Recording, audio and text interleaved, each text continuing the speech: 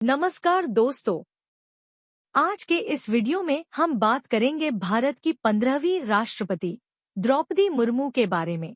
वे न केवल भारतीय राजनीति में एक महत्वपूर्ण व्यक्तित्व हैं, बल्कि आदिवासी समुदाय से आने वाली पहली महिला राष्ट्रपति हैं। इस वीडियो में हम उनके संघर्ष, शिक्षा और राजनीति में उनके योगदान के बारे में विस्तार से जानेंगे। जानिए कैसे द्रौपदी मुर्मू ने अपने जीवन में कठिनाइयों का सामना करते हुए अपनी मंजिल हासिल की और भारतीय राजनीति में अपनी एक विशेष पहचान बनाई। तो चलिए इस प्रेरणादायक यात्रा को शुरू करते हैं। द्रौपदी मुर्मू भारतीय राजनीति के एक महत्वपूर्ण व्यक्तित्व के रूप में उभरकर सामने आई हैं। वे भारत की 15वीं राष्ट्रपति और आदिवासी समुदाय से आने वाली पहली महिला राष्ट्रपति हैं। उनका जन्म 20 जून 1958 को ओडिशा राज्य के मयूरभंज जिले के एक छोटे से गांव बिरंचीहाता में हुआ था। द्रौपदी मुर्मू का जीवन एक संघर्षमय यात्रा रही है, जिसने उन्हें भारतीय राजनीति और समाज में एक महत्वपूर्ण स्थान दिलवाया। उनके पिता श्याम चरण मुर्मू एक सामान्य किसान थे और परिवार की आर्थिक स्थिति बहुत मजबूत नहीं थी, लेकिन द्रौपदी मुर्मू के मन में शिक्षा की ओर गहरी रुचि थी। उनका पालन पोषण एक आदिवासी परिवार में हुआ,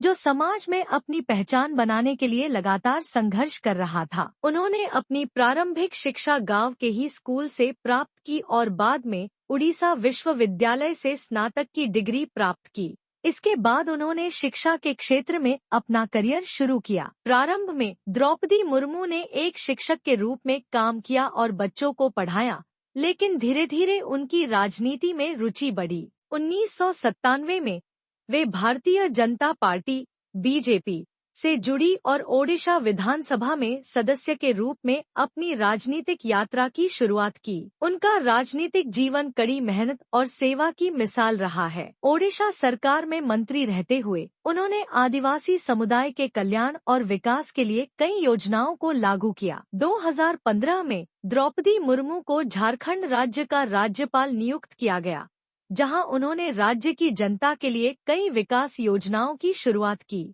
उनके कार्यकाल में उन्होंने आदिवासी समुदाय के अधिकारों की रक्षा और उनकी सामाजिक आर्थिक स्थिति में सुधार के लिए कई कदम उठाए।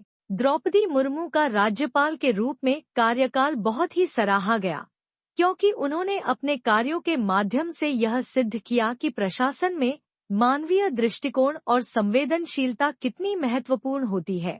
उनकी पहचान एक सशक्त और संवेदनशील नेता के रूप में बन गई, जो हमेशा जनता के भले के लिए काम करती थी।